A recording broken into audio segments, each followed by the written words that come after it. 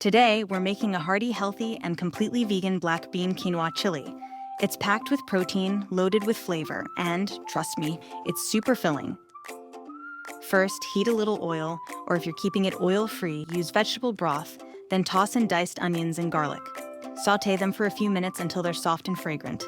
Next, add diced bell peppers, corn for sweetness and crunch, and diced chilies. Cook them for about 5 minutes until they start to soften. Now it's time for the spices.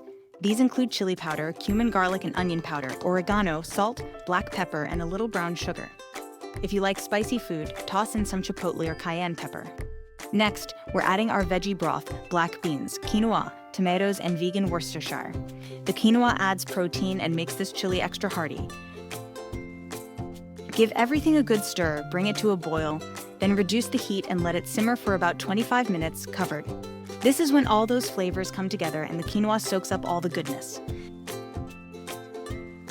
Continue to simmer uncovered for another 25 minutes until the chili thickens to your desired consistency. Keep in mind it does thicken slightly when cooling. And there you have it, a thick, flavorful, and super satisfying black bean quinoa chili. Top it off with your favorite toppings like avocado, cilantro, vegan sour cream, or a squeeze of lime. Serve it with some chips to scoop up the deliciousness.